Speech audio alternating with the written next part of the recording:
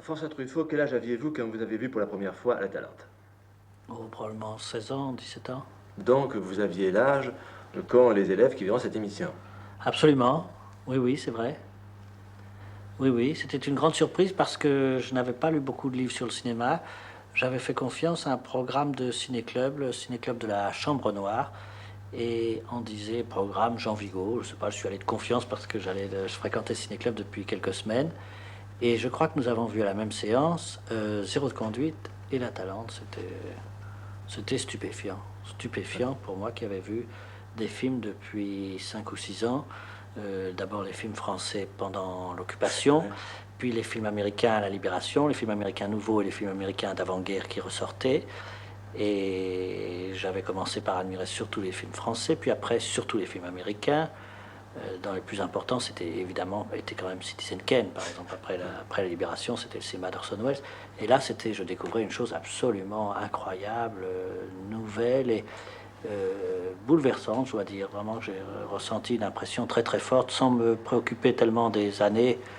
Euh, j'ai dû après chercher, je me rappelle pas comment j'ai procédé, j'ai dû chercher de la documentation, me renseigner, mais c'était vraiment un très grand choc, oui. Je crois parce on est sensible à la réalité. Il n'y a pas d'âge pour ça. Au contraire, je crois que dans les années de jeunesse, on a un sens plus aigu de la réalité, je le crois. Je m'en suis aperçu plus tard en travaillant par exemple avec des enfants dans des films. Les acteurs enfants ont un plus grand souci de réalité que les acteurs adultes. Donc je crois que c'est pareil pour le spectateur. La Talente que nous venons de voir s'inscrit dans une série qui s'appelle Connaissance du cinéma et dans laquelle nous avons pu voir Tony de Jean Renoir, Paisa de Rossellini et nous verrons un film de Mizoguchi, Tabou de Murnau, tout cela sous le patronage, si l'on peut dire, de Lumière. Est-ce que vous pensez que Vigo peut s'inscrire dans cette tendance Lumière du cinéma? Oui, j'aurais pas tellement d'idées là-dessus, mais enfin, je crois que oui, forcément. Enfin, tout le monde se réclame de la réalité, tout le monde veut atteindre une certaine vérité, une certaine réalité. Il est certain que Vigo l'a atteint plus que les autres, plus crûment, en tout cas en ce qui concerne par exemple la réalité charnelle, qui n'a jamais été poussée aussi loin que chez lui. Et alors même ce film, qui a maintenant 35 ans d'âge, n'a pas été dépassé sur le plan de je sais pas, de la réalité de la peau, par exemple. Enfin, de la réalité charnelle, physique, certainement. Oui, c'est cela qui fait pour vous un des grands mérites de Vigo. C'est un grand mérite parce que c'est presque comme un secret, c'est-à-dire qu'on ne sait pas comment ça vient, ça ne s'apprend pas. Et c'est aussi évidemment ce qui frappe quand on voit ce programme Lumière qui a été retrouvé récemment et que Henri Langlois a pu reconstituer, dont il fait un programme une heure sans histoire, où on voit simplement des gens passer en bicyclette ou faire leur marché. On est étonné, on a l'impression que le secret s'est perdu, qu'entre-temps, qu'au fur et à mesure que le cinéma s'est raffiné, il a perdu un espèce de contact avec la réalité. Et on le retrouve ça de temps en temps, justement, chez les cinéastes que vous avez cités. On le retrouve dans Tony, on le retrouve dans La Talente. Oui, en somme, ce mérite de Vigo est en même temps un mérite essentiel du cinéma. Oui, c'est un très grand mérite, surtout. Ah oui, oui, oui, oui, oui. Enfin, aussi par rapport à si on le replace dans son époque, et même en dehors de son époque, puisque au moment de La Talente, au fond, je crois que le cinéma français, enfin en dehors de Renoir, était vraiment dans les nuages. Enfin, était vraiment. Alors il y avait un cinéma dit commercial qui était, je crois, très faible et qui était vraiment un sous-produit probablement de la littérature et du théâtre, surtout au moment de cette invention du parlant. Il y avait une avant-garde qui finissait, je crois, qui était, oui, qui se terminait et qui était elle-même en dehors du cinéma.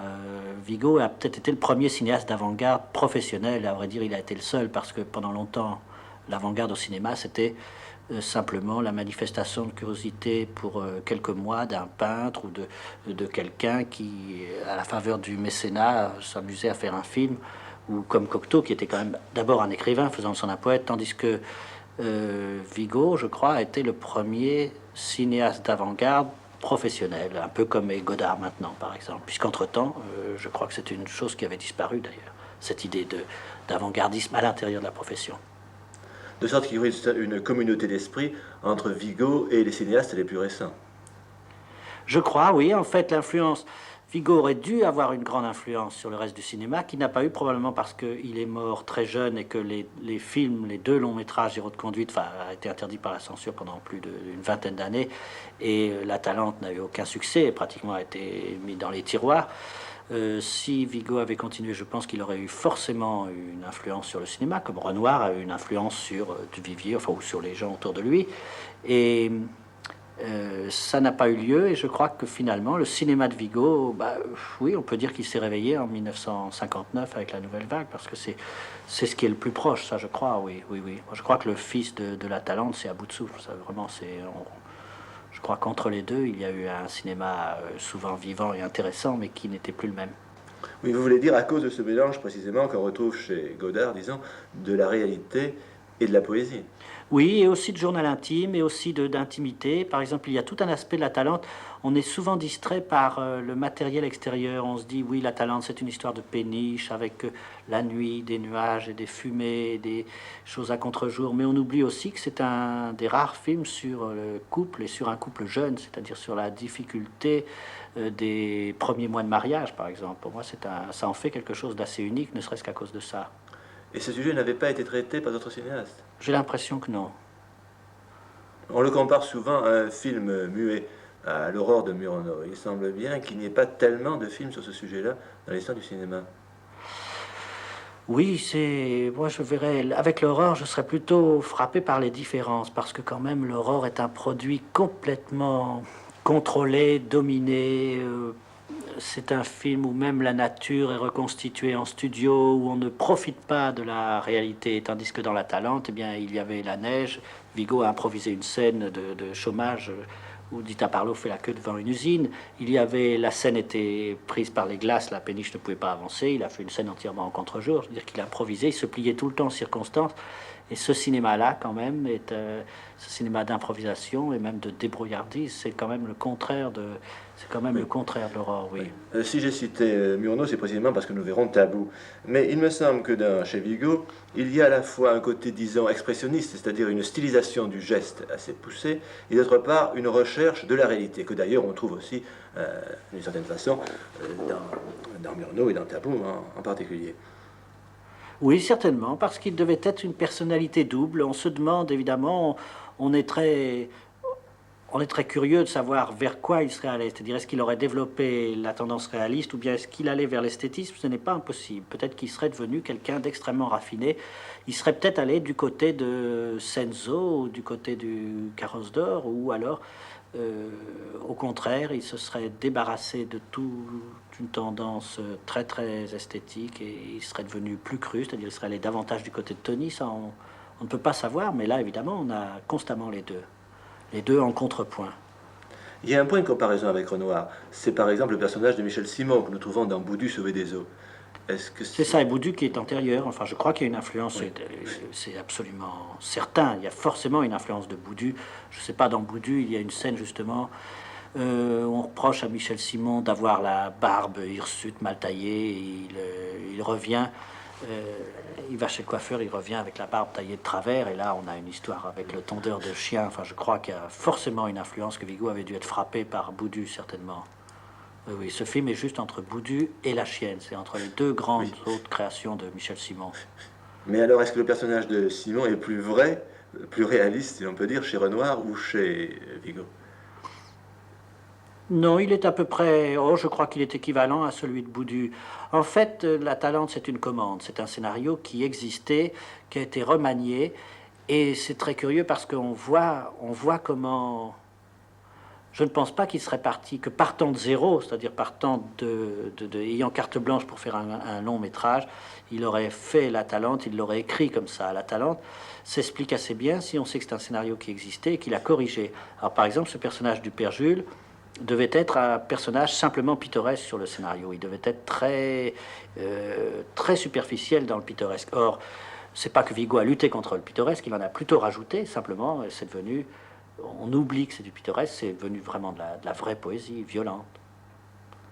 Il devait y avoir, je sais pas, il devait y avoir ses colères, il devait y avoir le côté rouspéteur, mais il ne devait pas y avoir la main coupée dans le bocal, il ne devait pas y avoir le phono qui marche avec le doigt, et voilà. Michel Simon a dit qu'il avait beaucoup improvisé dans ce film, mais en même temps nous frappe le côté très, très voulu du jeu, me semble-t-il. Oui, oui, oui, l'un n'exclut pas l'autre, certainement. Il y avait une très grande part d'improvisation, de complicité entre les deux, toujours dans la mesure où ni l'un ni l'autre n'était content probablement du scénario de départ de cette commande qu'il fallait sauver aussi, qu'il fallait enrichir. Et évidemment, là, on a assez bien l'image du style de Vigo, puisque Michel Simon est très acteur. C'est pas quand même l'équivalent de quelqu'un qu'on prend dans la rue, comme dans le cas du néoréalisme, comme dans le cas de Paisa. Il est très acteur et en même temps, pourtant, il y a très grand réalisme, peut-être parce que c'était aussi un acteur qui travaillait sur une base d'observation. Par exemple, dans le film, il répète très souvent les phrases deux fois. Alors je crois qu'il y a plusieurs idées là. Il répète les phrases deux fois parce que à cette époque, le son réel, il n'était pas question de post-synchronisation, le son réel enregistré dans des conditions difficiles n'était pas toujours audible. En même temps, il y avait son accent, sa barbe, et je crois aussi qu'il se souvenait d'un personnage dont le comique venait de la répétition des phrases. Alors, je sais pas, je sais plus quelle phrase, mais enfin, il dit toujours presque chaque phrase deux fois, comme il l'a fait aussi dans Boudu. Mais en ce qui concerne les gestes également, on a l'impression d'une direction extrêmement précise imprimée par Vigo à ses interprètes. Oui, parce qu'ils sont toujours exagérés, mais ils sont pas exagérés par maladresse, ils sont exagérés par style un peu comme. Et ça me ferait penser à une autre influence peut-être de Vigo, c'est l'influence qu'il aurait exercée sur un cinéaste comme Fellini. Je crois que chez les deux, il y a le goût de la caricature, certainement. Du trait grossi et qui est révélateur, oui, ça je crois. Et dans un film comme 8 et demi, ce personnage de cette énorme femme qu'on trouve sur la plage, enfin qui était un souvenir d'enfance, la Saragina, c'est une chose qui est très proche de Vigo. De même Également, que le schéma de la Talente, le couple un moment menacé par un autre personnage, là je ne pense pas à Michel Simon, mais je pense au Gilles Margaritis dans la scène de l'auberge, là aujourd'hui dans la Talente, eh bien je crois que ça, on retrouve là le triangle de la Strada, enfin le ménage c'était un ménage quoi de forains, Anthony Quinn et Gelsomina, Giulietta Massina, et qui était troublé à un moment par la fantaisie qu'amenait un personnage de l'extérieur qui était également très sautillant, on est très proche à ce moment-là. on caractérise souvent Vigo par le goût de l'insolite, du bizarre, de l'étrange. Est-ce que c'est ainsi que vous le voyez, vous? Oui, oui, oui, et qui est une chose, je trouve, en général dangereuse au cinéma. Enfin, si elle n'est pas fortement compensée, parce elle peut donner des œuvres qui ne tiennent pas debout, où tout est possible, où on est dans de l'irréalité au bout de 10 minutes. Je crois que cette mésaventure est arrivée justement à Fellini avec le film qui est venu après, 8 et demi, avec Giulietta et les esprits, ou bien avec certains films fantastiques français comme La Nuit Fantastique, justement. Enfin, quand il n'y a plus de repères avec la réalité, je crois que on entre dans une impasse là.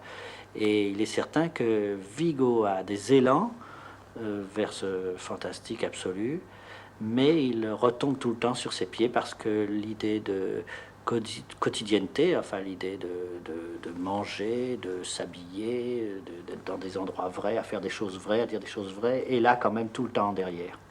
Oui, de sorte que Vigo est aussi un cinéaste du quotidien, pas tout à fait au même titre que Renoir, Rossellini, par exemple, ou Lumière, mais le bizarre est toujours lié à la vie de tous les jours. Oui, il est lié à la vie de tous les jours. Quand il s'envole, le moment dans la Talente, évidemment, où on le sentirait, si on voyait. Moi, je connais tellement des films comme ça, je les connais par cœur, mais j'essaie tout le temps de penser à ce que je ressentirais si je voyais pour la première fois. Si je voyais la Talente pour la première fois, je serais certainement émerveillé de scène en scène, mais j'aurais très peur pour le film au moment où on entre dans cette auberge. Enfin, le moment où Margaritis dévale la pente avec son vélo.